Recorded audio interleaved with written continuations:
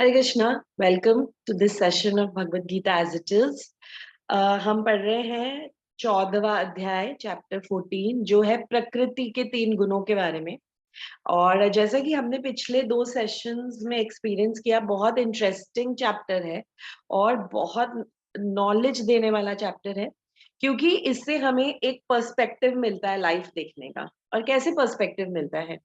बुद्धिमान इंसान जो शास्त्रों का ज्ञान है, जिसे जो शास्त्र पढ़ता है, भगवत गीता का अध्ययन करता है, भक्तों के संग में रहता है, समझना चाहता है कि भगवान क्या कहना चाह रहे हैं, समझना चाहता है कि मेरी खुद की आइडेंटिटी क्या है, मैं कौन हूँ, क्या गोल है मेरा लाइफ में।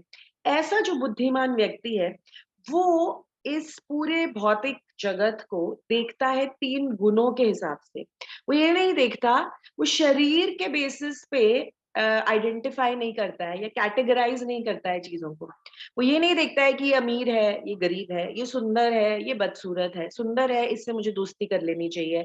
ये तो इंसान अमीर है, इसके साथ मुझे ज्यादा कांटेक्ट में रहना चाहिए। ये काला है, ये गोरा है। ऐसे कैटेगराइज नहीं करता अपने आसपास के लोगों को, और अपने आप को भी शरीर नहीं मानता है। जानता है कि मैं एक्चुअली एक आत्मा हूँ, परमात्मा से परे, परमात्मा से दूर हुई आत्मा हूँ, और मेरा लक्ष्य है परमात्मा के पास वापस जाना। वो ये एग्जाम्पल मैं पहले कई बार दे चुकी हूँ, but it's a beautiful example and a wonderful metaphor.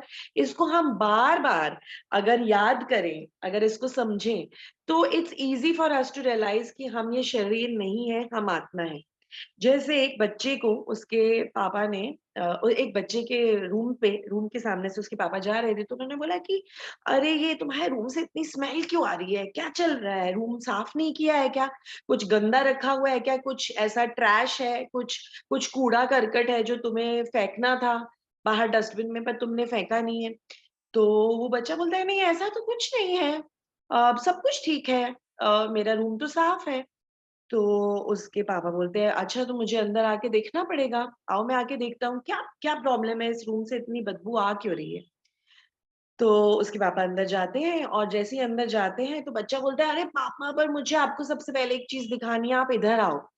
तो पापा बोलते हैं, अच्छा ठीक है, क्या दिखाना है तुम्हें? तो बच्चा बोलता है, आप ये देखो, ये आपको याद है, ये आपने मुझे गिफ्ट दिया था। तो पापा बोलते हैं, क्या, किस चीज के बारे में बात कर रहे हो? तो बच्चा बोलता है, ये वो केज है जो आपने मुझे दिया था मेरे लास्ट बर्थडे पे। और देखो ये कितना सुंदर केज है, और इसको मैंने गोल्डन पेंट किया है, और इसके ऊपर मैंने ये छोटे छोटे फूल लगाए हैं, ये कुछ कुछ पत्तियां लगाई हैं, देखो कितना सुंदर लग रहा है। मैं ना इसके ऊपर परफ्यूम भी छिड़कता हूँ रोज सुबह शाम। तो मुझे बहुत अच्छा लगता है, ये बहुत सुंदर लगता है ये केज। तो पापा बोलते हैं, केज तो ठीक है, सुंदर है, तुमने इसको पेंट करा है, पर केज के अंदर जो पक्षी, जो बर्ड थी, उसका क्या हुआ है? वो बर्ड मर गई है, उसका मृत शरीर पड़ा है यहाँ पर, और यहीं से बदबू आ रही है। तुम कर क्या रहे हो? तुम्हें ध्यान किसका रखना था? तुम्हें सिर्फ केज का ध्यान नहीं रखना था, तुम्हें इस पक्षी का, इस बर्ड का ध्यान रखना था, जो अंदर जो जीवित बर्ड है उसका तो तुमने ध्यान ही नहीं दिया। क्या कुछ खिलाया पिलाया उसको? लगता नहीं है कि उसने कुछ भी खाया या पिया है, इसीलिए वो जो बर्ड है वो मर गई। अब आप सोचिए, इतना इतना स्ट्रॉन्ग एग्जाम्पल है। हमें हमें भी सोचना है, क्या हम यही नहीं कर रहे जो उस बच्चे ने किया? हम भी सिर्फ बाहरी जो केज है, ये जो ढांचा है, ये जो एक जैकेट जो भगवान ने दिया, ये जो ऊपर के जो कपड़े भगवान ने दिए हैं हमें, हम उसी का ध्यान करने में ज्यादा लगे हुए हैं। अपनी स्किन का ध्यान रखने में, अपनी हेल्थ का ध्यान रखने में, बालों में हेयर कलर करा लिया, मेकअप कर लिया, अच्छे अच्छे ब्रांडेड कपड़े पहन लिए, ब्रांडेड शूज पहन लिए, और सोचते हैं कि हम कितना ध्यान रख रहे हैं अपना, हम बिल्कुल अपडेटेड हैं, हम बिल्कुल बिल्कुल सेट है इस भौतिक जगत के लिए। पर हम भूल जाते हैं कि अंदर जो आत्मा है, आत्मा का जो ध्यान रखना है, उसका जो ख्याल रखना है, उसको जो पोषण देना है, वो तो हम भूल ही गए। हम उसको तो बिल्कुल ही नजरअंदाज कर दिया है हम। तो इस एग्जाम्पल को चाहे हम कितनी भी बार रिपीट करें, हमें याद रखना है, और हमें बार बार अपने आप को याद कराना है कि हम शरीर नहीं है, हम आत्मा है। हमारे आसपास भी जो लोग हैं, हमें उन्हें इन 3 गुणों के हिसाब से देखना है। ये हमने लास्ट टाइम भी डिस्कस किया था।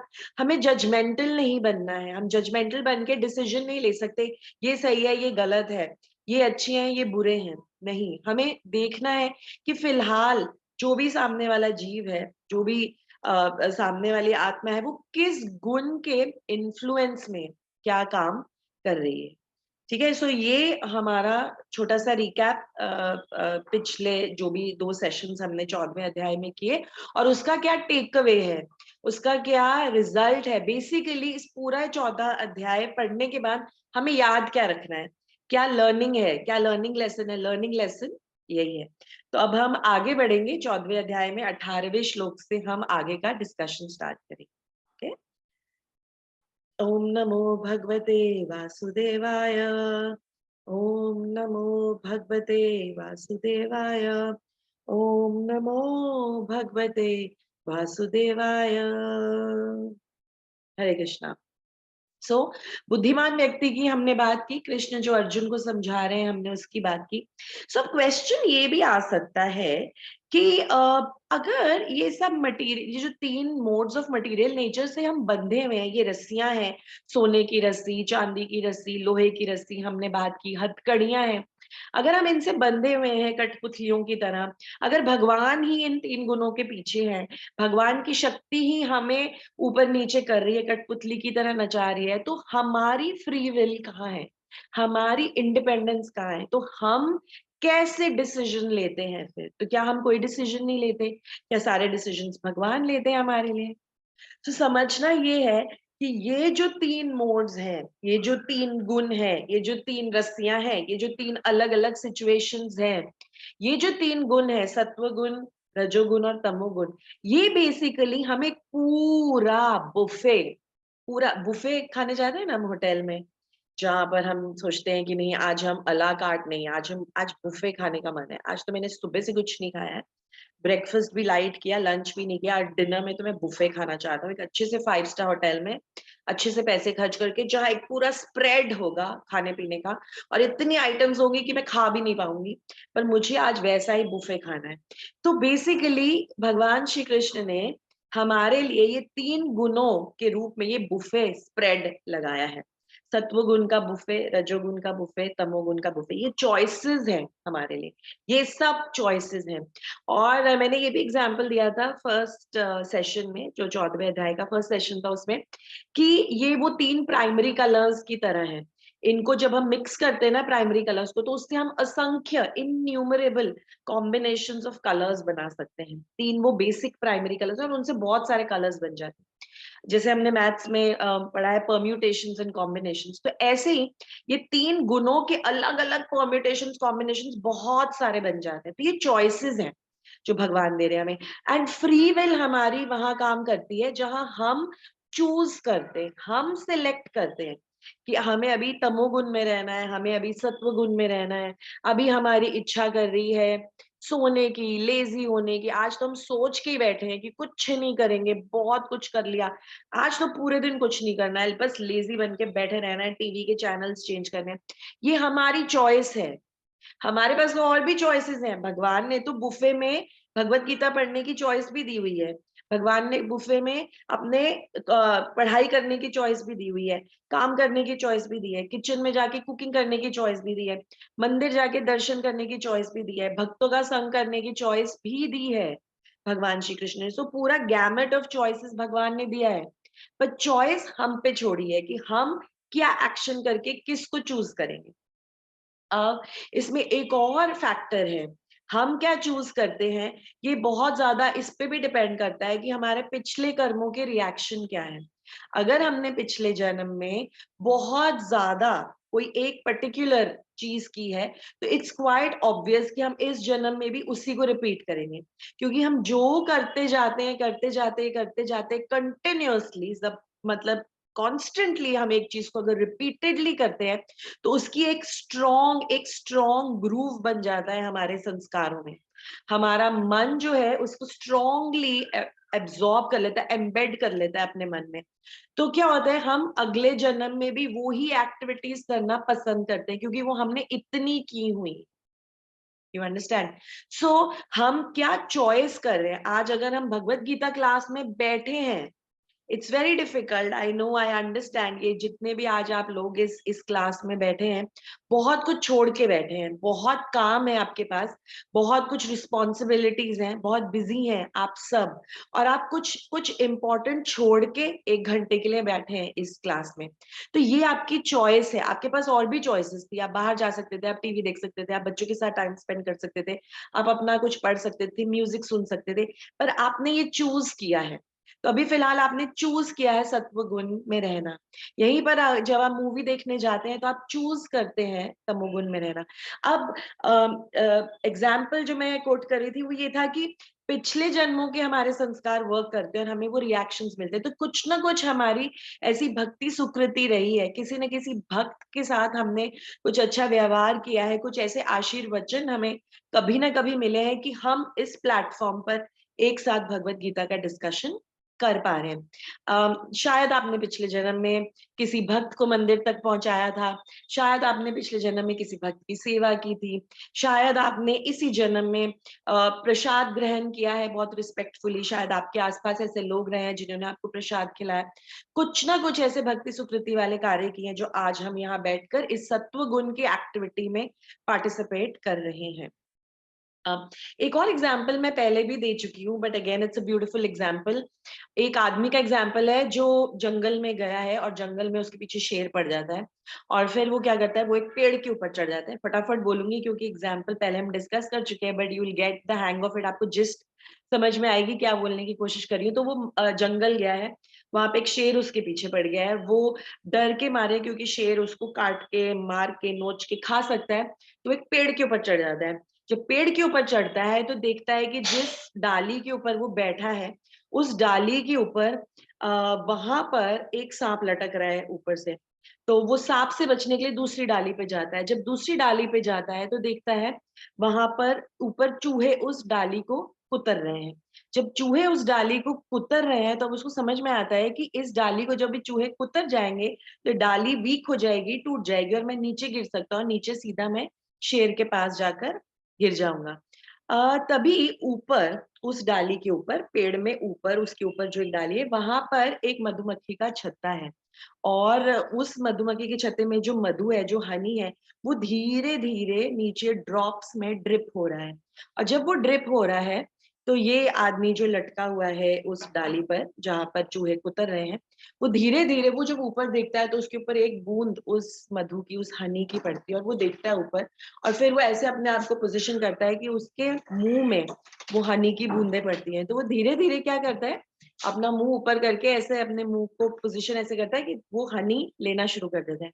एंड इमेजिन कीजिए इस भयावह कंडीशन में, इस हॉरेबल कंडीशन में, जहां नीचे शेर है, ऊपर सांप है, यहाँ पे चूहे कुतर रहे हैं इस डाली को, वो उस हनी को खा के इतना अच्छा महसूस कर रहा है, इतना सुख महसूस हो रहा है उसको, वो सोच रहा है वाह, आनंद आ गया लाइफ का, मैं कितना खुश हूँ, इतना सुखी और इतना आनंदित फील कर रहा है, जबकि हर तरफ से उसकी लाइफ डेंजर में है। बट उस थोड़े से क्षणिक खुश के लिए, उस टेम्पररी हैप्पीनेस, वो जो उसको उस हनी से मिल रही है, उसी में वो एकदम खुश है, भूल जाता है आसपास क्या डेंजर्स है। यही सिचुएशन हमारी है। हम इस दुनिया में हैं, फंसे हुए हैं, यहाँ पर इस जेल में फंसे हुए हैं, प्रिजनर्स हैं, माया देवी ने हमें बंद करके रखा हुआ है। रोज हमें थपेड़े पड़ते हैं, दुखालयम अशाश्वतम है, दुखों का घर है, सुबह शाम ऐसी अजीब अजीब सिचुएशंस आती हैं, अजीब अजीब न्यूज मिलती है, कुछ कुछ बुरा होता रहता है हमारे साथ, और एकदम इस टेम्पररी शरीर में है, शरीर कभी भी हम खो सकते हैं। फिर भी हम छोटी छोटी, जबरदस्ती छोटी छोटी चीजों को अपनी खुशियां बनाकर बहुत बहुत अपने आप को आनंदित महसूस करते हैं, और सोचते हैं कि जब जब ये दुख प्रेजेंट नहीं है तब तब हम उस सिचुएशन को सुख समझते हैं, जबकि ये सुख नहीं है, ये सिर्फ एब्सेंस ऑफ दुख है, जो कुछ कुछ पीरियड्स के लिए होता है। कुछ पीरियड के लिए दुख एब्सेंट है तो हमें लगता है हम सुखी हैं, जबकि जो रियल सुख है, जो चिन्मय आनंद है, जो परमानेंट आनंद की प्राप्ति है, वो हमें अपने घर वापस जाकर अपने परम पिता से मिलकर ही होगी। और उसके लिए हमने लास्ट टाइम समझा कि उसके लिए हमें सत्व गुण में आना है, और सत्व गुण में आके हमें रुकना नहीं है, क्योंकि वहां पर हम एक प्लेटू पे आ जाएंगे और फिर हम वहां से गिर जाएंगे नीचे। हमें सत्व गुण से भी ऊपर विशुद्ध सत्व गुण में जाना है, और वहां जाने के लिए सिर्फ एक और एक रास्ता है, और वो है भक्ति। भक्ति ही हमें वो स्ट्रेंथ देती है, वो शक्ति देती है कि हम सत्व गुण में टिके रहें, हम रजोगुण और तमोगुण का जो इन्फ्लुएंस है उससे बचे रहें, हम अच्छी डिसीजंस लें, हम अच्छी चॉइसेस बनाएं, और फिर उस विशुद्ध सत्व गुण में जाकर हम एटर्नल अपने एटर्नल पिता के पास, अपने एटर्नल फादर के पास, हम अपने एटर्नल धाम में, अपने घर में जाकर ही उस आनंद की प्राप्ति कर सकते हैं। अब लोगों के मन में एक प्रश्न आता है, आपके मन में भी आया होगा, कि जब भी किसी की मृत्यु होती है तो उनके बारे में ऐसा लिखा जाता है स्वर्गवासी। सो एक प्रश्न ये है कि मरने के बाद जब भी हम स्वर्गवासी लिखते हैं, किसी की भी मृत्यु होती है, तो क्या सब लोग स्वर्ग ही जाते हैं? रियली? क्या हर इंसान अपनी मृत्यु के बाद स्वर्ग जाता है? तो भगवत गीता के 14वें अध्याय के 18वें श्लोक में इसका जवाब है। मैं बार बार ये रिपीट करती हूँ कि भगवत गीता में हर क्वेश्चन का जवाब है, हर सवाल का जवाब है। तो इस सवाल का जवाब 18वें श्लोक में है कि क्या हर इंसान जिसकी मृत्यु होती है वो स्वर्गवासी होता है? क्या वो स्वर्ग में वास करता है? क्या वो स्वर्ग जाता है? तो 18वें श्लोक में भगवान कह रहे हैं, ऊर्ध्वं गच्छन्ति सत्त्वस्था, मध्ये तिष्ठन्ति राजसा, जघन्य गुण वृत्तिस्था, अधो गच्छन्ति तामसः। गच्छति, गच्छति अपनी गति बता रहे हैं कि ऊपर, ऊर्ध्वम गच्छति, ऊपर की गति किसको मिलती है? जो सत्व गुण में है। मध्य तिष्ठन्ति राजसः, जो राजसी गुण में है वो मध्य मध्य के प्लैनेट्स में रहता है। और जो जघन्य गुण, जो तामसिक, जो जघन्य गुण, जिसकी जघन्य गुण वाली वृत्ति होती है, वो नीचे के प्लैनेट्स में जाता है। तो यही बता रहे हैं यहाँ पे भगवान, सतोगुणी व्यक्ति क्रमशः उच्च लोकों को जाता है, रजोगुणी व्यक्ति पृथ्वी लोक में रह जाता है, और जो अत्यंत गहन तमोगुण में स्थित है वो नीचे नरक लोकों में जाता है। ये एक पहले श्लोक में भी डिस्कस किया था हमने लास्ट टाइम, कि ऊपर के लोकों में बेसिकली 14 प्लैनेटरी सिस्टम्स हैं। हम बुक्स में, अपनी ज्योग्राफी की बुक्स में पढ़ते आए कि 9 प्लैनेट्स हैं, 14 प्लैनेटरी सिस्टम्स हैं, प्लैनेट्स इनन्यूमरेबल हैं, यूनिवर्सेस इनन्यूमरेबल हैं। 14 प्लैनेटरी सिस्टम्स ऐसे लेयर्स में है, एक के ऊपर एक, और बीच में आती है अर्थ, अर्थ बीच में आती है पृथ्वी, जिस पृथ्वी पे हम रहते हैं वो बीच में है। पृथ्वी के ऊपर 6 और प्लैनेट्स हैं जो ऊपर की ओर जाते हैं, हायर प्लैनेट्स जिनको कहते हैं। पृथ्वी के नीचे 7 ऐसे प्लैनेट्स हैं जो लोअर प्लैनेट्स कहलाते हैं। इसके बाद ऊपर हमने डिस्कशन की थी, तो ऊपर के प्लैनेट्स है जन लोक, तप लोक, महर लोक, ब्रह्म लोक, सत्य लोक, स्वर्ग लोक, ये सब पृथ्वी के ऊपर आते हैं।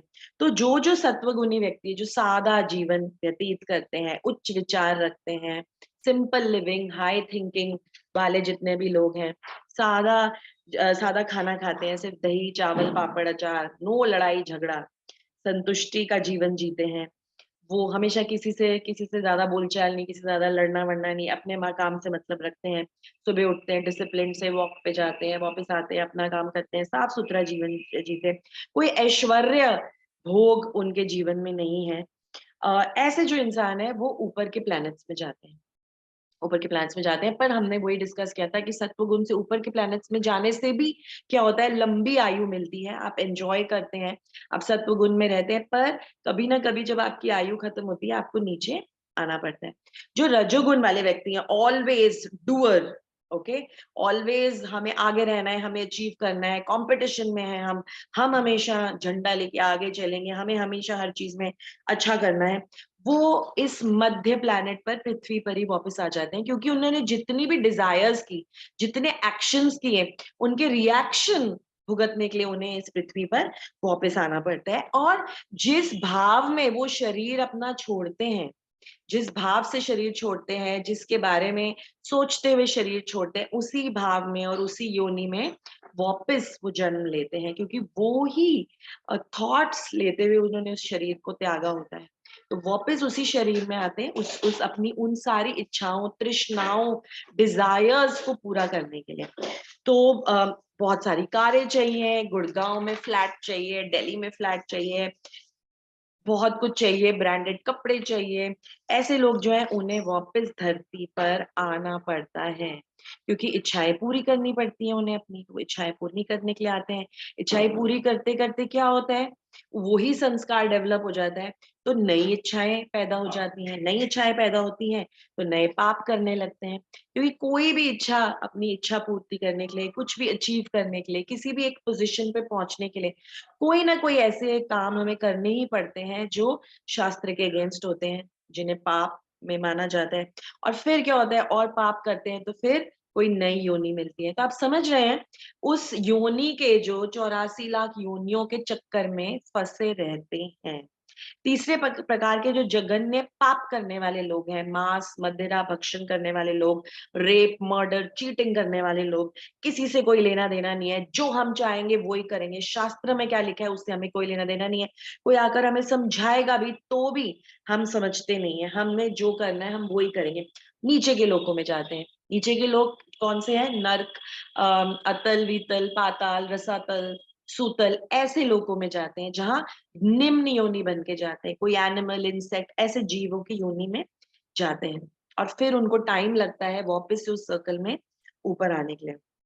अब नर्कवासी लिखना तो किसी को अच्छा नहीं लगता, कोई लिखना भी नहीं चाहेगा अपने फैमिली मेंबर के लिए नर्कवासी, तो सब लिखने के लिए, फॉर्मेलिटी के लिए स्वर्गवासी लिख देते हैं।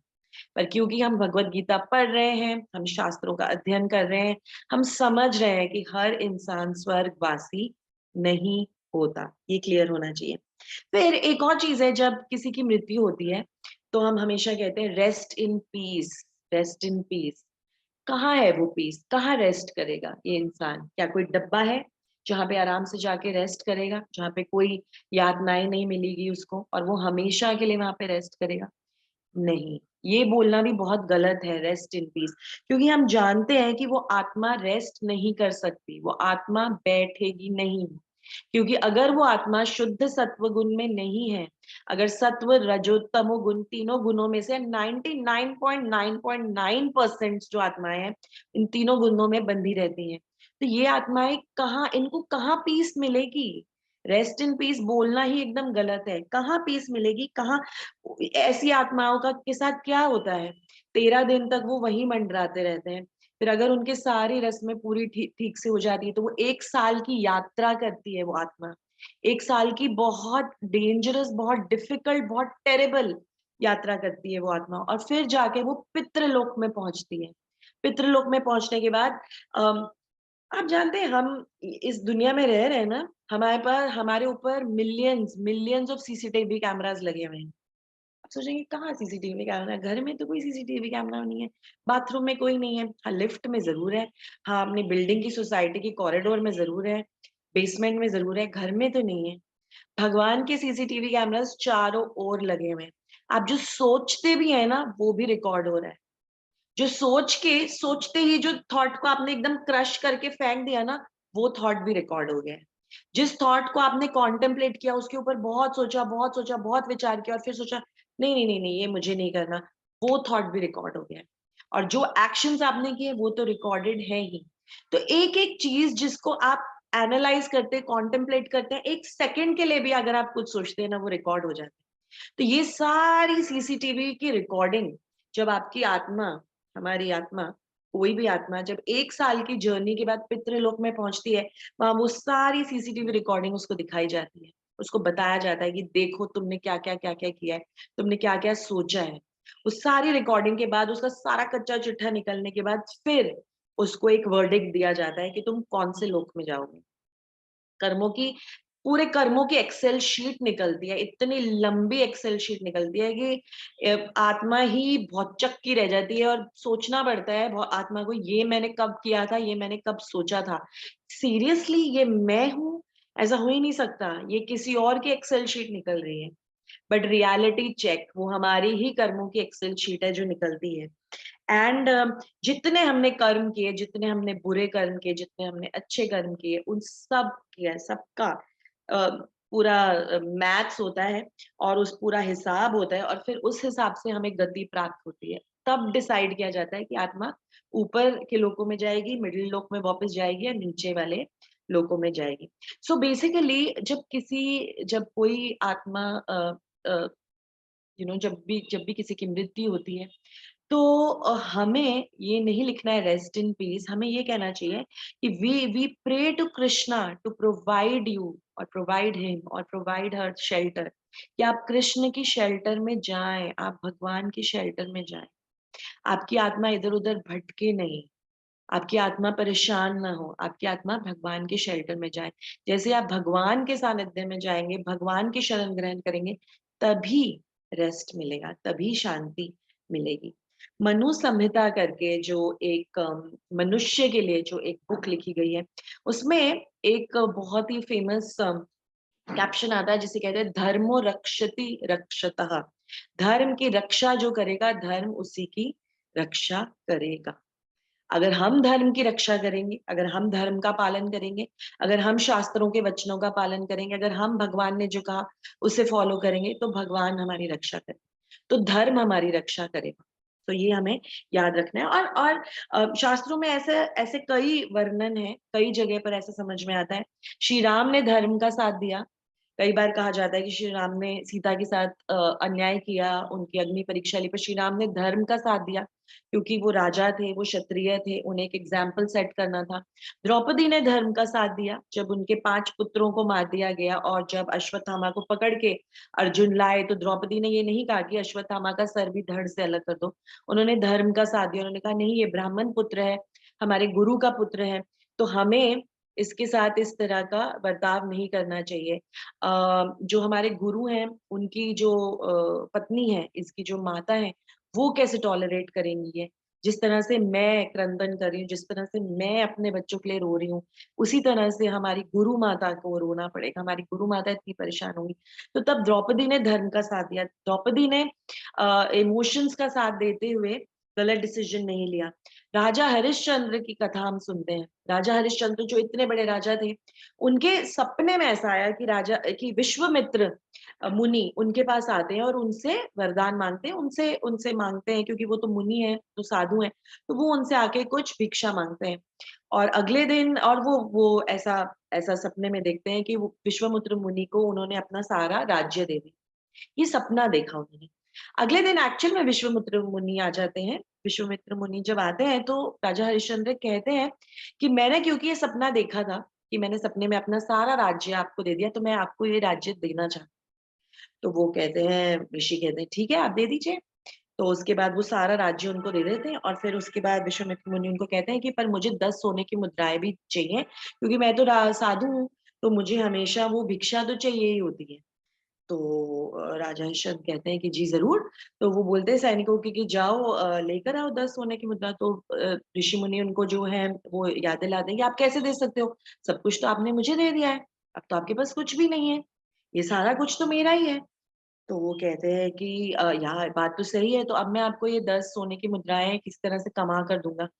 और कमाने जाते कुछ कमा नहीं पाते हैं, तो अपनी बीवी को बेच देते हैं एक ब्राह्मण के घर में, अपने बच्चे को बेच देते हैं एक ऋषि मुनि के पास वहां सेवा करने के लिए, और खुद अपने आप को बेच देते हैं एक चंडाल के पास, और वहां से सोने की मुद्राएं इकट्ठा करके फिर विश्वामित्र मुनि को दे देते हैं। अब उनके पास कुछ नहीं रहा, वो खुद बिक गए हैं, उनकी बीवी बिक गई है, उनकी पत्नी बिक गई है, और उनका बच्चा बिक गया है। और जब कोई इंसान बिक जाता है तो उसको सैलरी नहीं मिलती है, क्योंकि वो बिक चुका है, अब वो सर्वेंट हो गया है। तो तीनों में से किसी को किसी चीज की सैलरी नहीं मिलती, और तीनों अलग अलग हो जाते। शॉर्ट में और थोड़ी फास्ट सुना रही हूँ, बट बताने की कोशिश ये कर रही हूँ कि किस तरह से हमें शास्त्रों का पालन करना है, ताकि हम सत्व गुण में रहें। जो शास्त्र का पालन नहीं करते, धर्म की रक्षा नहीं करते, तो सत्व गुण में जाना मुश्किल हो जाता है। तो राजा हरिश्चंद्र का जो बेटा है वो रहता है साधु मुनियों के पास, और वहां पे बहुत सेवा करता है। पर एक बारी जब वो जंगल में जाकर सेवा के लिए कुछ फल फूल इकट्ठे कर रहा होता है अपने साधुओं के लिए, तो वहां पर उसको सांप काट जाता है, और सांप डस जाता है, और उसकी मृत्यु हो जाती है। जब उसकी मृत्यु हो जाती है तो उसकी माँ बहुत रोते हुए उसके मृत शरीर को लेके जाती है राजा हरिश्चंद्र के पास, वो चांडाल के पास काम कर रहे होते हैं और उनका कार्य ये होता है कि जब भी कोई मृत शरीर आता है उसको जलाते हैं। तो वो अपने बेटे का मृत शरीर लेकर उनके पास जाती है और कहती है कि अब आपको इसे जलाना होगा। तो वो कहते हैं कि मैं इसे फ्री में नहीं जला सकता, क्योंकि मैं तो यहाँ काम करता हूँ, तो मुझे तो तुम्हें एक सिक्का देना पड़ेगा और तभी मैं इसको जला पाऊंगा। तो तब उनकी पत्नी कहती है कि मैं कहाँ से दूंगी, मैं तो खुद खुद मैं एक तो एक सर्वेंट बन गई हूँ, मैं तो एक सेविका बन गई हूँ, तो मैं भी कुछ कमाती नहीं हूँ। तो वो तब राजा हरिश्चंद्र उनको कहते हैं कि पर तुम्हें कुछ ना कुछ तो बेच के वो सिक्का ला के मुझे ये पैसे जो हैं कुछ भी वो देने ही पड़ेंगे। तो तब वो कहती है मैं कहाँ जाऊंगी, मैं क्या करूंगी, और वो इतना रो रही होती है, राजा हरिश्चंद्र भी इतना रो रहे होते हैं क्योंकि उनके एक ही पुत्र होता है और उसका निधन हो गया होता है। और तब इतना इतना इमोशनल सिचुएशन ऐसी क्रिएट होती है कि जो उनकी पत्नी है वो अपनी साड़ी उतारती है और वो साड़ी उनको देती है कि ये आप ले लीजिए पैसे के एवज में, और मेरे इस बेटे का जो शरीर है उसको जला दीजिए। और तब ऊपर से भगवान ये सब देख रहे होते हैं और तब विश्वामित्र मुनि को भेजते हैं और विश्वामित्र मुनि कहते हैं कि ये तो सिर्फ एक तुम्हारा टेस्ट चल रहा था, और राजा हरिश्चंद्र को आज भी ये सत्युग की कहानी, और आज भी हम कलयुग में राजा हरिश्चंद्र को याद करते हैं, मिसाल देते हैं उनकी। कई बार मजाक में बोलते हैं तू बड़ा राजा हरिश्चंद्र बना फिरता है। सो हमें समझना चाहिए कि कितना कितना पीछे कितना पोटेंट है ये एक वर्ड बोलना, तू राजा हरिश्चंद्र बना फिरता है। राजा हरिश्चंद्र ने धर्म की रक्षा करने के लिए क्या नहीं किया। ऐसे बहुत से एग्जाम्पल्स हैं हमारे शास्त्रों में।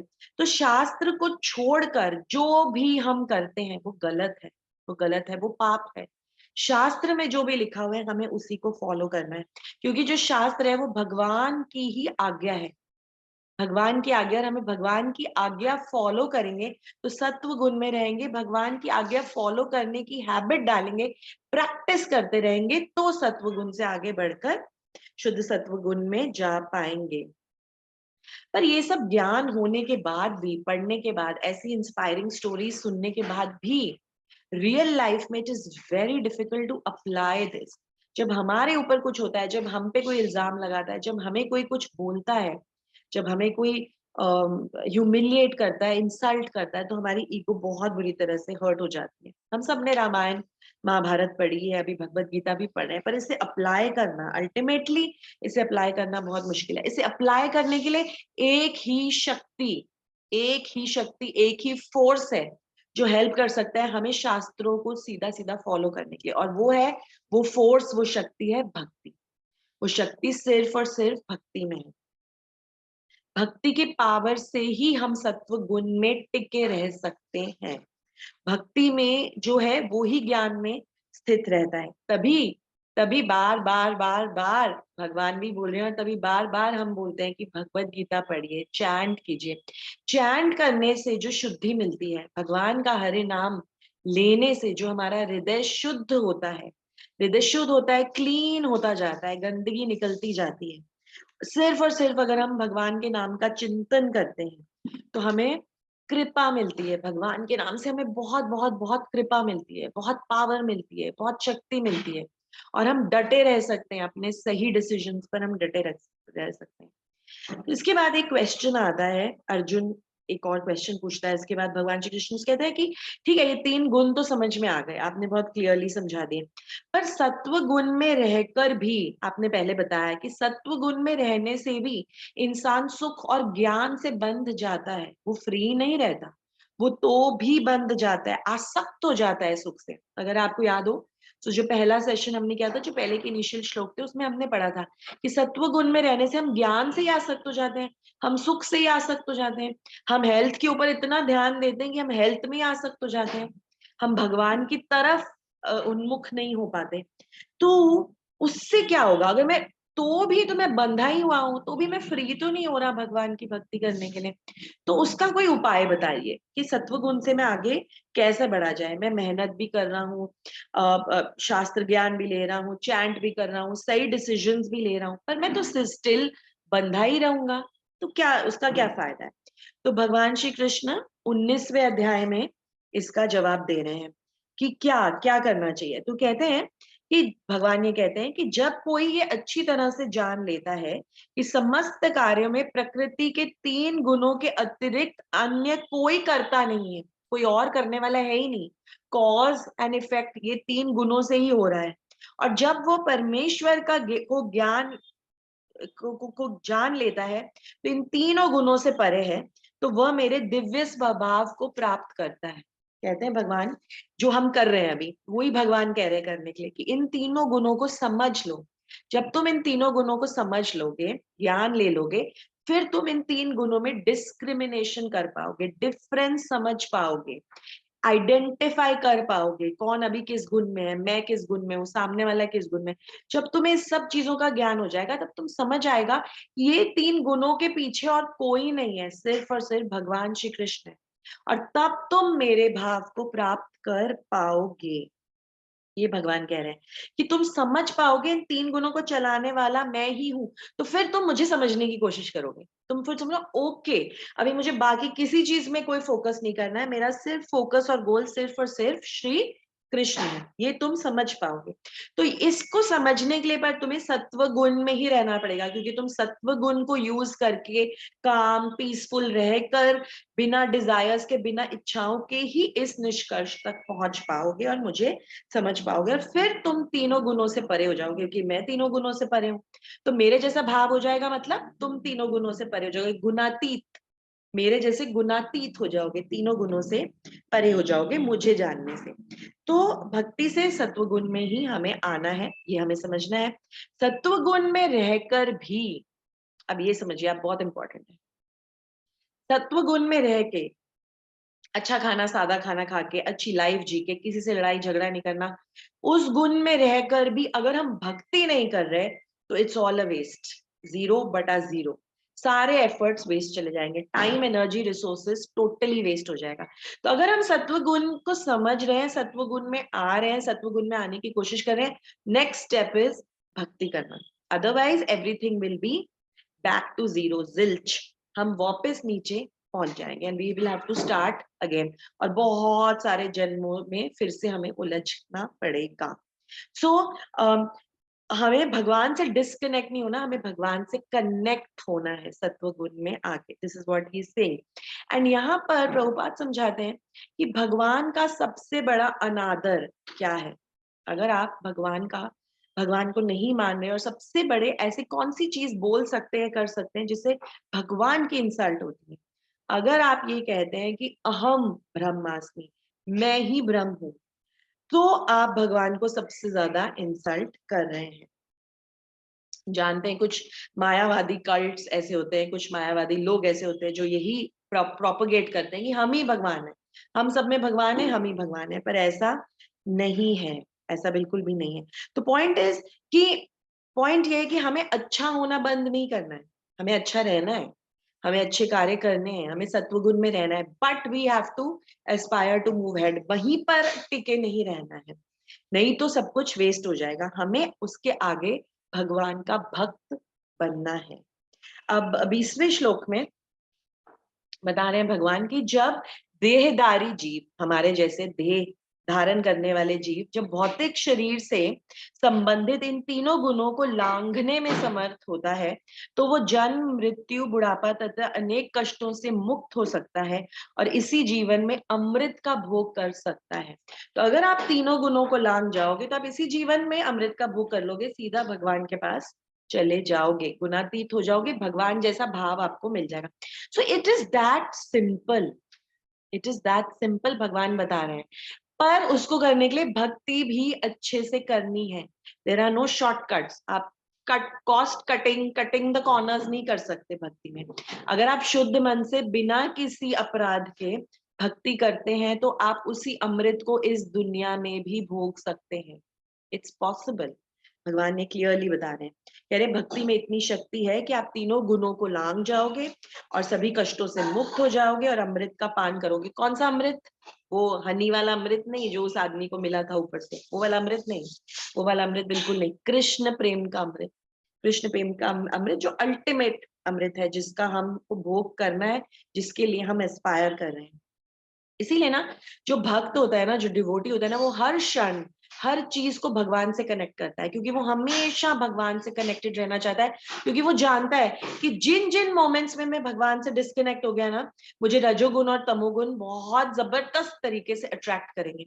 इसलिए मुझे हर चीज को भगवान से कनेक्ट करके रखना है। तो अर्जुन यहाँ पे क्वेश्चन पूछ रहे हैं। अर्जुन बहुत इंटेलिजेंट है, बहुत अच्छे क्वेश्चन पूछते हैं। अगर हम भगवत गीता सुन रहे होते तो हमारे पास ऐसे क्वेश्चन बिल्कुल नहीं होते, क्योंकि हम इतना सोच ही नहीं पाते। पर अर्जुन अर्जुन के क्वेश्चन से ही समझ में आता है कि अर्जुन ये ज्ञान बहुत बार पहले ले चुका है, अर्जुन को शास्त्रों का ज्ञान है, अर्जुन को प्री नॉलेज है। तो अर्जुन अब ये प्रश्न पूछ रहे हैं आगे कि क्या लक्षण है। अर्जुन इंटेलिजेंट क्वेश्चन पूछ रहे हैं। 21वें श्लोक में पहुंचे, अर्जुन ने पूछा, हे भगवान, जो इन तीनों गुणों से परे है, वे किन लक्षणों के द्वारा जाना जाता है? उसको कैसे रिकॉग्नाइज करेंगे? उसमें कैसे लक्षण होंगे जो इन तीनों गुणों से परे? What a question. पता तो होना चाहिए, अगर हम 3 गुणों से परे जा रहे हैं तो उनके लक्षण क्या, हम समझेंगे कैसे, आइडेंटिफाई कैसे करेंगे? तो उसके लक्षण कैसे होते हैं, उसका आचरण कैसा होता है, बिहेवियर कैसा होता है, एंड वो प्रकृति के गुणों को किस प्रकार लांघता है। तो एक ही क्वेश्चन में 3 सब पार्ट्स हैं और बहुत इंपॉर्टेंट पार्ट्स है। लक्षण बताइए, आचरण बताइए, और वो कैसे लांघता है इन 3 गुणों को। Now let's close the chapter.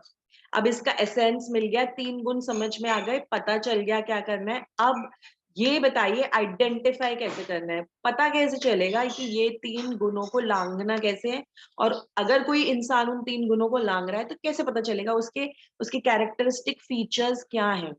आगे भगवान जवाब दे रहे हैं 4 श्लोकों में, 22, 23, 24 और 25 श्लोक में भगवान इस चीज का जवाब दे रहे हैं कि कैसे कैसे हम समझेंगे इन लक्षणों को। तो भगवान कह रहे हैं कि वो जो इंसान होगा ना, इसका लंबा सा ट्रांसलेशन है। तो भगवान ने कहा, हे पांडु पुत्र, वो इंसान, अब आप सुनिए ध्यान से, इसको अंडरलाइन करना है हमें, क्योंकि हमें इस जोन में जाना है। We need to progress to this zone. तो क्या लक्षण और क्या आचरण में चेंज आना चाहिए? तो हे पांडुपुत्र, जो प्रकाश, आसक्ति तथा मोह के उपस्थित होने पर न तो उससे घृणा करता है और न लुप्त हो जाने पर उनकी इच्छा करता है। इच्छा नहीं करता, डिस्टर्ब ही नहीं होता। कोई चीजें मिलती हैं तो उससे बहुत ज्यादा एक्साइटेड नहीं होता, कोई चीजें चली जाती है तो उससे बहुत ज्यादा दुखी नहीं होता, इक्वानिमिटी में रहता है, एकदम समभाव में रहता है, बहुत ज्यादा एक्साइटेड, ऊपर नीचे परम्यूटेशन कॉम्बिनेशन, बहुत ज्यादा ग्राफ उसका ऊपर नीचे नहीं जाता है इमोशंस का। स्थिर स्थिर प्रज्ञ व्यक्ति है वो, जो भौतिक गुणों की इस समान प्रतिक्रियाओं से निश्चल तथा अविचलित रहता है। जितने भी रिएक्शंस, जो भी कुछ अलग अलग सिचुएशन सर्कमस्टांसेस उसकी लाइफ में आती है, उससे अविचलित रहता है। आप उसकी मूड स्विंग्स नहीं देखेंगे, उस इंसान में आप मूड स्विंग्स नहीं देखते। आप देखते हैं कि वो इंसान ज्यादातर काम रहता है। और यह जानकर कि केवल गुण ही क्रियाशील है, उदासीन तथा दिव्य बना रहता है, काम, क्वाइट, ट्रांसेंडेंटल रहता है, बहुत ज्यादा एक्साइटेड नहीं होता, जो अपने आप में स्थित है और सुख तथा दुख को एक समान मानता है। इमेजिन, सुख और दुख को एक समान मानना, इज इट पॉसिबल? पॉसिबल है, वाइल्डेस्ट ऑफ ड्रीम्स में भी इम्पॉसिबल लगता है, पर भगवान बता रहे हैं कि इट इज पॉसिबल, तुम कर सकते हो। भक्ति की शक्ति से तुम इन तीनों गुणों को लांग सकते हो, और फिर तुम ऐसी सिचुएशन में आ जाओगे, ना सुख तुम्हें बहुत ज्यादा सुखी करेगा, ना दुख तुम्हें दुखी करेगा, बिकॉज तुम जानते हो कि हर चीज के पीछे कृष्ण का हाथ है। जो भी हो रहा है वो मेरे लिए तो अच्छा है, कृष्ण कर रहे हैं तो वो मेरे लिए अच्छा है, मुझे सुख दे रहे हैं वो मेरे लिए अच्छा है, मुझे दुख दे रहे हैं उसमें भी मुझे कुछ सिखा रहे हैं। इस सिचुएशन पे जब हम पहुंच जाएंगे, हम समझ जाएंगे कि हम तीनों गुणों को पार कर चुके हैं। जो मिट्टी के ढेले, पत्थर एवं स्वर्ग के टुकड़ों को समान दृष्टि से देखता है। इमेजिन, मिट्टी के ढेले और सोने को समान दृष्टि से देखे, पत्थर और डायमंड को समान दृष्टि से देखे। So difficult, tough. जो अनुकूल तथा प्रतिकूल के प्रति समान बना रहता है, कोई उसको गुस्सा करके जाता है, ह्यूमिलिएट करके जाता है तो भी समान रहता है, कोई उसकी बहुत प्रशंसा करता है तो भी वो समान रहता है, बहुत ज्यादा एक्साइटेड नहीं होता, खुश नहीं होता, एंथुजियास्टिक नहीं होता, वो धीर है, और प्रशंसा, बुराई, मान, अपमान में समान भाव से रहता है। प्रशंसा करो तो भी ठीक, अपमान करो तो भी ठीक, बहुत ज्यादा मान दो तो भी ठीक, ना पूछो तो भी ठीक, एक्सपेक्टेशंस नहीं है। जो शत्रु तथा मित्र के साथ समान व्यवहार करता है। इमेजिन, क्या आप कर सकते हैं ये? शत्रु और मित्र के साथ समान व्यवहार, ऐसा इंसान जो है वो गुणातीत होता है। और जिसने सारे भौतिक कार्य का परित्याग कर दिया है, ऐसे व्यक्ति को प्रकृति के गुणों से अतीत कहते हैं, गुणातीत कहते हैं। ये सारी क्वालिटीज यहाँ पर 4 श्लोकों में भगवान ने बताई हैं। तो जो भक्त होता है ना, वो दूसरों से घृणा नहीं करता, वो ना अपने आप से घृणा करता है। वो अपने आप को हमेशा एनालाइज करता है, मैंने ये चीज गलत की, मुझे इस चीज को बेटर करना है, मुझे और अच्छी सेवा करनी है, मुझे और ध्यान देना है चैंटिंग में, I have to better myself. अपने इम्प्रूवमेंट पे ध्यान देता है, दूसरों की गलतियां निकालने में ध्यान नहीं देता। उसकी आसक्ति जो है भौतिक चीजों से नहीं होती, उसकी आसक्ति कृष्ण से होती है, उसकी आसक्ति भगवान से होती है, उनकी सेवा से होती है। हर चीज के प्रति न्यूट्रल होता है। जैसे कमल का फूल, कमल का फूल रहता कीचड़ में है, पूरे टाइम कीचड़ में ही पनपता है, पर कीचड़ से परे रहता है, कितना सुंदर होता है। उसके ऊपर कीचड़, पानी, कोई भी चीज टिकती नहीं है, वो बाहर गिर जाती है, फिर रहती है उसके ऊपर या फिर उससे निकल जाती है, उसको अफेक्ट नहीं करती, उस कमल के फूल को अफेक्ट नहीं करती। गाली दे दो, गिफ्ट दे दो, इंसान समान रहता है, प्रभावित नहीं होता, इन्फ्लुएंस नहीं होता 3 गुणों से, 3 गुणों की सिचुएशन से। समझता है भगवान है करता धरता। तो किसी ने मुझे बासमती राइस खिलाया तो भी ठीक, कृष्ण ने उसको इंस्पायर किया होगा मुझे खिलाने के लिए, कृष्ण ने इंस्पायर किया है। किसी ने आके मुझे गाली दी, कृष्ण चाहते होंगे कि मैं इस गाली को सुनूं और इससे कुछ सीखूं, समझूं, अपने आप को इम्प्रूव करूं।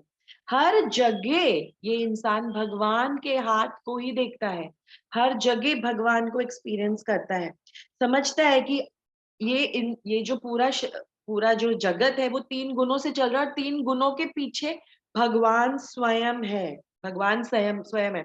कोई क्रोध करके जाता है तो समझता है कि भगवान चाहते होंगे कि मुझ पर क्रोध हो और मैं इस चीज में इम्प्रूवमेंट लाऊं। कभी गाड़ी चलाते चलाते एक्सीडेंट हो जाए, पैर टूट जाए और डॉक्टर बोले अभी 1 महीने तक कहीं नहीं जा सकते, बेड रेस्ट, बेड पे बैठो, तो ये नहीं समझता क्यों हुआ, मैं वहां से गया ही क्यों, मेरी गलती है, वो मेरे फ्रेंड की गलती है एक्चुअली, उसने मुझे बुलाया ही क्यों इतनी जल्दी, उसके पास जाने के लिए मैंने शॉर्टकट लिया, जल्दी चलाया, मेरा एक्सीडेंट हो गया, गलती एक्चुअली सारी उसकी है, मुझे सुननी ही नहीं चाहिए थी उसके बाद। नहीं, ऐसा जो गुणातीत व्यक्ति है वो ये सोचता है कि भगवान चाह रहे होंगे, भगवान सोचते होंगे, सोच रहे थे शायद कि मैं बहुत ज्यादा घूम रहा हूँ आजकल, बहुत इधर उधर जा रहा हूँ, भगवान चाहते थे कि मैं एक जगह पे स्थिर रहूं और बैठा रहूं और उनका नाम लूं, उनका चिंतन करूं, उनका स्मरण करूं, तो अच्छी बात है, टाइम मिल गया मुझे भगवान का नाम लेने का। इस तरह से वो इंसान सोचता है।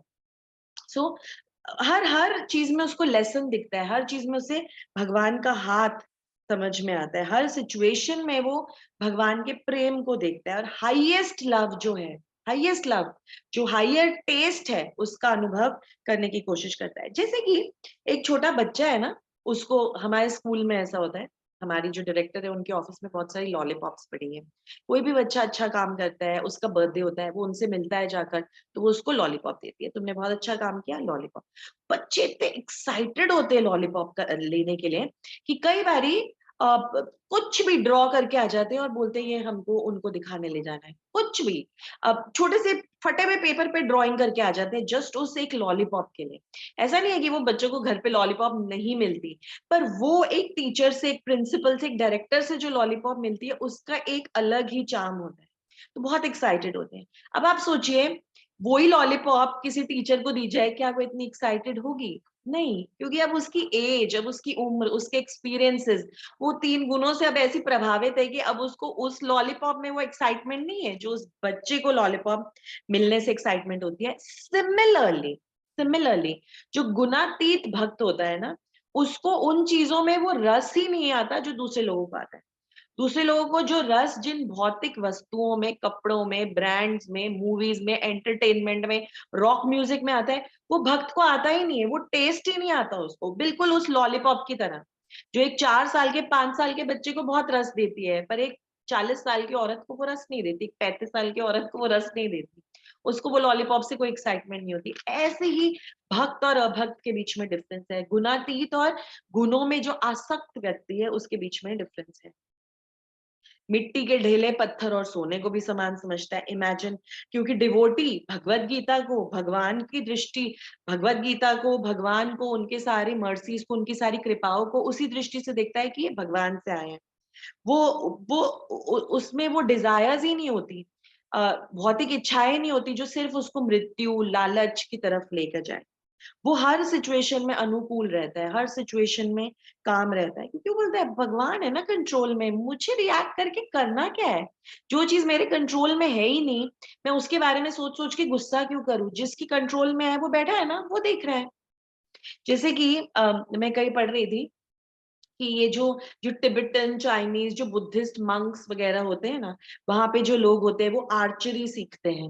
जब वो आर्चरी प्रैक्टिस कर रहे होते हैं ना, तो जब वो तीर कमान से निकलता है, तीर को तो जाना होता है अपने गोल की तरफ। तो अगर आप उस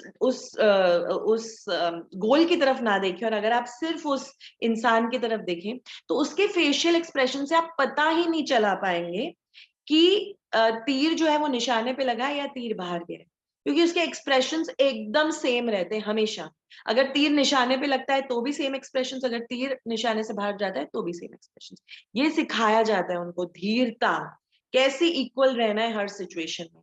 गोल मिले, सक्सेस मिले, ना मिले तो भी you have to remain calm, you have to remain poised, because because वो हर, ऐसा सिखाया जाता है कि हर चीज एक सेमीफाइनल मैच है। जब भी सेमीफाइनल मैच का कोई भी नतीजा हो, आप यही सोचोगे ना कि आगे फाइनल में हमें इससे भी बेटर करना है। तो यही सोचता है वो कि मैं इससे बेटर, इससे बेटर, इससे बेटर, इससे हायर टेस्ट, इससे हायर टेस्ट की तरफ एस्पायर कर रहा हूँ। ये चीजें मिली ना मिली तब ठीक है, not not it's not important. वो समझता है कि कोई भी चीज बाय चांस, बाय कोइंसिडेंस नहीं हो रही।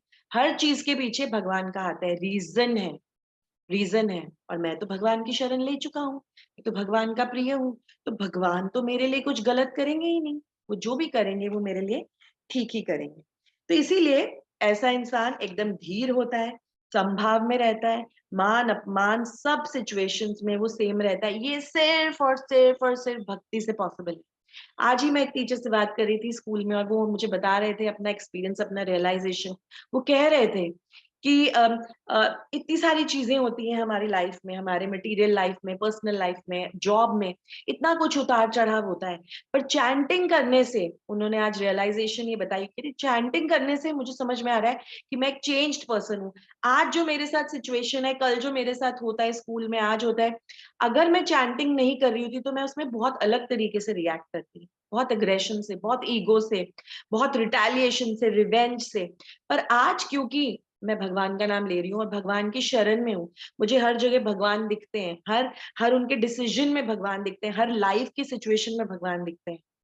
इसीलिए हर चीज में अब मैं संभाव, मुझे कोई फर्क ही नहीं पड़ता, कोई कुछ बोल के चला जाए कोई फर्क नहीं, कोई बहुत तारीफ कर दे कोई फर्क नहीं, मैं एक संभाव की सिचुएशन में आ चुकी हूँ।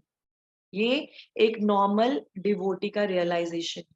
आप समझिए, जो इंसान साधना कर रहा है वो शत्रु और मित्र में भी कोई डिफरेंस नहीं करता, उसे फर्क ही नहीं पड़ता है। उसके लिए कोई शत्रु नहीं है, दूसरों के लिए वो शत्रु हो सकता है, कंपटीशन हो सकता है कि इतना ये इंसान सक्सेसफुल कैसे हो रहा है, इतना ये इंसान काम एंड क्वाइट कैसे, ये इंसान कभी दुखी क्यों नहीं होता, कभी विचलित क्यों नहीं होता। दूसरों के लिए वो शत्रु हो सकता है, पर उसके लिए कोई शत्रु है ही नहीं, कोई शत्रु नहीं है उसके लिए। सो डिवोटी के लिए बहुत बेनिफिशियल है कि वो इस भक्ति के कार्य में आगे लगा रहे, किसी भी, हर भौतिक कार्य का परित्याग परित्याग कर दे, क्योंकि कोई भी अननेसेसरी वर्क वो करता ही नहीं, अननेसेसरी बात ही नहीं करता। आप देखेंगे भक्तों से उनके फ्रेंड्स बोलते हैं तुम बड़े चुपचाप हो गए हो, पहले तो बहुत बोलते थे, क्योंकि पहले तो हम बहुत अननेसेसरी चीजें बोलते थे, बहुत गॉसिप करते थे, इसका कोई मतलब नहीं है वो भी बोलते रहते थे। पर अब बोलने से पहले सोचते हैं क्या बोल रहे हैं, क्या मतलब है, क्या टाइम पास कर रहे हैं, क्या टाइम वेस्ट कर रहे हैं हम।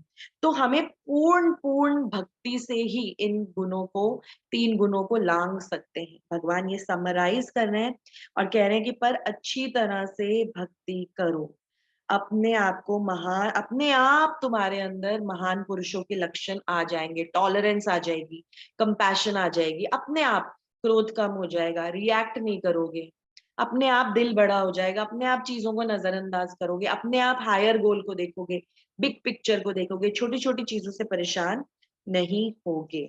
और भगवान यहाँ जो लास्ट श्लोक है इस अध्याय का, उसमें एक बहुत इंपॉर्टेंट बात कह रहे हैं, समराइज कर रहे हैं, बहुत इंपॉर्टेंट बात कह रहे हैं, और मैं ही उस निरंकार ब्रह्म का आश्रय हूँ। जिस निरंकार ब्रह्म के बारे में बहुत सारे लोग कहते हैं ना, ज्योति है, भगवान तो सिर्फ लाइट है, भगवान तो सिर्फ ज्योति है, भगवान निराकार है, भगवान की ये सब मूर्ति वूर्ति क्या बनाते हो, भगवान का शरीर नहीं है, भगवान निराकार है, भगवान लाइट है। कहते हैं मैं ही उसका आश्रय हूँ, वो मेरे अंदर से ही आ रही है ज्योति, समझ लो। तो भगवान कितनी क्लियरली बताएंगे बातें, भगवत गीता में हर पॉइंट को इतने क्लियरली बता रहे हैं that it's just mind blowing, it's just mind blowing. भगवान क्लियरली बोल रहे हैं मैं ही उस निरंकार ब्रह्म का आश्रय हूँ, समझ लो, भगवान खुद अपने मुंह से बोल रहे हैं, जो असमर्थ, अविनाशी तथा शाश्वत है और चरम सुख का स्वाभाविक पद है। चरम सुख तुम्हें मुझे प्राप्त करके ही मिलेगा, बता रहे भगवान, अविनाशी हूं मैं, और मैं ही उस ब्रह्म का आश्रय हूं। मेरे अंदर ही उस ब्रह्म ने, उस ज्योति ने, उस लाइट ने आश्रय लिया हुआ है। भगवान एंड में क्लैरिफाई कर रहे हैं हमारे इस पूरे डाउट को, क्योंकि कुछ मायावादी कल्ट्स हैं, कुछ ऐसे सेक्ट्स हैं जो कहते हैं कि जब 3 गुणों को पार कर लोगे ना तो निराकार हो जाओगे, तुम भी निराकार हो जाओगे, क्योंकि तुम तो खुद ब्रह्म हो, तुम तो खुद भगवान हो। तीनों गुरुओं को पार करके तुम खुद निराकार हो जाओगे, खुद ज्योति बन जाओगे, खुद ज्योति में लीन हो जाओगे। भगवान कह रहे हैं वो निराकार ज्योति मुझसे ही आ रही है, मैं ही उसका आश्रय हूँ, मैं ही उसका घर हूँ, मेरे ही अंदर है वो, अंदर से वो ज्योति आ रही है। सॉरी, इसलिए समझ लो इस चीज को, गलत फहमी में मत रहो। उस निरंकार का आश्रय मैं हूं। जब तक तुम मुझ तक नहीं पहुंचोगे ना, जब तक तुम मुझे नहीं समझोगे ना, जब तक मुझसे कनेक्शन नहीं बनाओगे ना, कोई फायदा नहीं है, unsuccessful, you will be a failure in the end. क्योंकि निराकार इज नॉट द एंड, निराकार इज नॉट द एंड। अगर तुम वहां जाके भी रुक जाते हो ना, sorry, the whole plan has to be aborted, because your whole life has been a failure. वहां से तुम्हें वापस गिर ही जाओगे, again you have to start. कितनी बार स्टार्ट करोगे, कितनी बार, कितनी बार, बार बार बार बार बार बार अलग अलग योनियों में आके स्टार्ट करते रहोगे। रुक जाओ, मैं समझा रहा हूँ, मैं अपने मुंह से हर चीज तुम्हें क्लियरली बता रहा हूँ, तो समझ जाओ, मेरा car is not the and. जब तक तुम्हें मेरे क्लियर दर्शन नहीं होंगे शास्त्र पढ़कर, जब तक मेरे बारे में सुनकर मेरे से प्रेम नहीं होगा, मेरे से कनेक्शन नहीं बनाओगे, कुछ होने वाला नहीं है। तो बेसिकली भगवान के बारे में सुनने से, भगवान के बारे में पढ़ने से स्ट्रेंथ मिलती है, प्योरिफिकेशन मिलता है, हमारा हृदय क्लीन होता है, हमारा विजन पर्सपेक्टिव क्लियर होता है, हम उनके दर्शन करने के लायक होते हैं और हमें स्ट्रेंथ मिलती है। उनके दर्शन करते हैं, उनके पास जाते हैं, उनकी शरण लेते हैं, तो हमें हायर टेस्ट का अनुभव होता है और हम नीचे का टेस्ट नहीं लेना चाहते, और इससे हम तीनों गुणों को पार कर लेते हैं। Otherwise I am sorry to say everything is a waste. कितने भी आप स्ट्रेस मैनेजमेंट कोर्सेज कर लें, कितने भी आप कितने भी स्ट्रेस मैनेजमेंट कोर्सेज कर लें, कितने भी मोटिवेशनल स्पीकर्स के कोर्सेज कर लें, कितने भी पैसे लगा लें, कितने भी लक्ष्मी इन्वेस्ट कर लें, कुछ भी कर लें, कुछ भी कर ले, एवरीथिंग इज अ वेस्ट। जब तक हम भक्ति नहीं करेंगे, जब तक हम भगवान का दर्शन नहीं करेंगे, जब तक हम भगवान से कनेक्ट नहीं होंगे, जब तक हम भगवान को जानेंगे नहीं, आगे बढ़ना पॉसिबल नहीं है। Clearly, not a single word is mind, clearly जो भगवत गीता में लिखा है, जो भगवान कह रहे हैं, उसी को रिपीट कर रहे हैं। ओके, हरे कृष्णा। यहीं पर अपनी वाणी को विराम देती हूँ।